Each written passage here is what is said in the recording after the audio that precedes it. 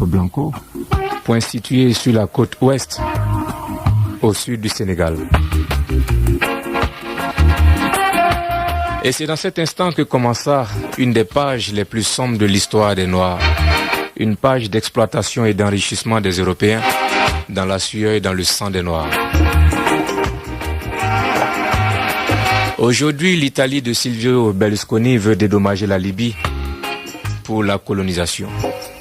Et l'Afrique noire attend toujours que l'esclavage soit reconnu comme un crime contre l'humanité afin que soit organisée une grande cérémonie de libation en hommage à tous les Noirs morts au cours de cette pratique honteuse et déshumanisante afin que repose à jamais en paix leur âme. Les maîtres de l'église d'alors, sous le couvert de croisade, ont autorisé et organisé le commerce des Noirs. À cette époque, pour les maîtres de l'église, il n'y avait que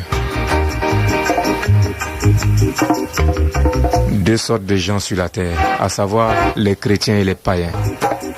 Et toute personne non chrétienne était païenne.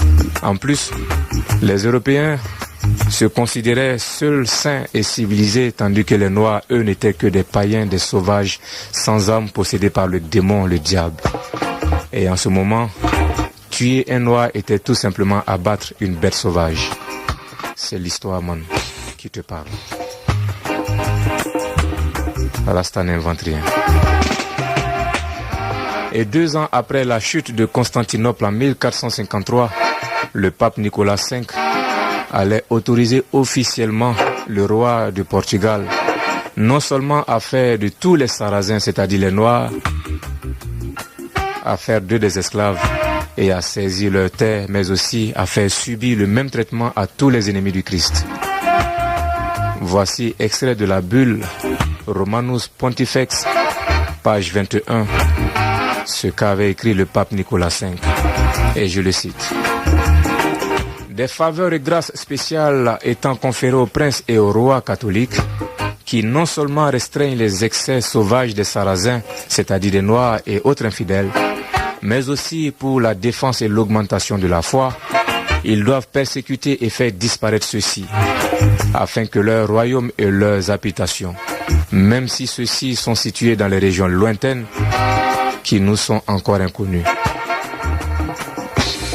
La libre et ample faculté d'envahir, chercher, capturer, déporter et soumettre tous les Sarrasins, c'est-à-dire les Noirs et autres ennemis du Christ, n'importe où, de prendre possession de leur royaume, principauté et leurs possessions, et de tous les biens meubles et immeubles, et de réduire leur personne à l'esclavage perpétuel, et prendre la souveraineté de leur royaume, principauté et de leurs biens, afin de bénéficier de l'usage et des produits de ceux-ci. Bulle Romanus Pontifex, page 23. Oui, man, c'est l'histoire qui te parle. Ainsi, ce décret du pape Nicolas V ordonna aux Européens d'aller dominer d'autres peuples et de les réduire à l'esclavage perpétuel. Pourtant, la Bible nous enseigne ceci. Aime ton prochain comme toi-même. Oui, man. La cause donc du déclin de la misère de l'Afrique se trouve dans l'esclavage. Parce qu'avant l'esclavage, l'Afrique noire était beaucoup plus avancée que l'Europe. Les États-Unis n'existaient même pas en ce moment-là. Alors si l'Afrique qui hier était une civilisation rayonnante veut retrouver sa place glorieuse, que doivent faire ses fils et ses filles aujourd'hui? Hier, c'est une question qu'on se pose. Il faut se libérer des griffes de l'Occident. Surtout de ces griffes spirituelles et économiques. Quand on te dit aujourd'hui que le franc CFA, ben man, nous sommes en souffrance quand on te parle du franc CFA. CFA qui à l'origine veut dire colonie française d'Afrique. Et quand je vois que mon pays s'apprête à fêter avec des milliards ce qu'on appelle l'indépendance, je voudrais qu'on définisse qu'est-ce que l'indépendance. Quand financièrement on n'est pas indépendant, quand économiquement on n'est pas indépendant, quand même politiquement on ne l'est pas, et qu'on est prêt à dépenser des milliards à fêter ce qu'on appelle l'indépendance. Va demander aux économistes avisés. Ils te diront que l'Afrique, en tout cas pas le Burkina Faso, ils te diront que nous ne sommes pas indépendants. Parce que ce sont les autres qui décident de notre franc. Oui, man.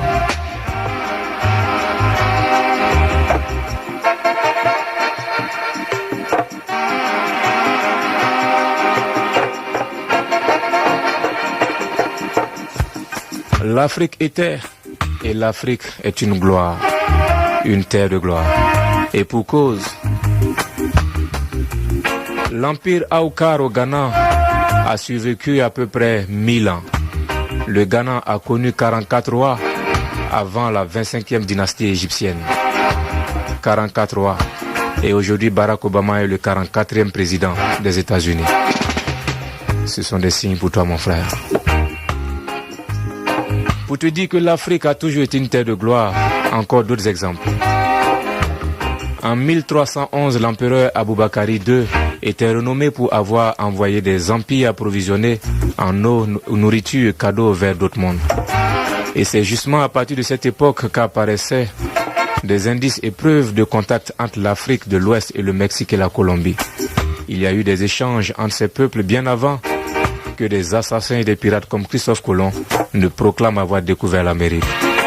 Le roi noir Aboubakari II avait déjà découvert l'Amérique avant que Christophe Colomb ne bombe sa poitrine et dise qu'il avait découvert l'Amérique. Mensonge. Et comme à l'époque, nous étions un peuple très civilisé, nous ne sommes jamais allés en tant que conquérants. Non. Un autre fait historique.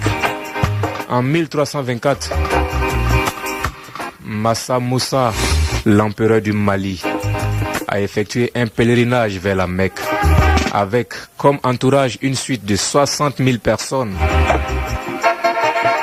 Oui, man. Imagine-toi.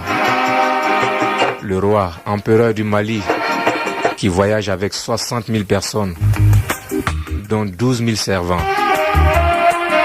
Et 500 de ces servants l'avaient déjà dévancé à la Mecque avec chacun un bâton en or pur.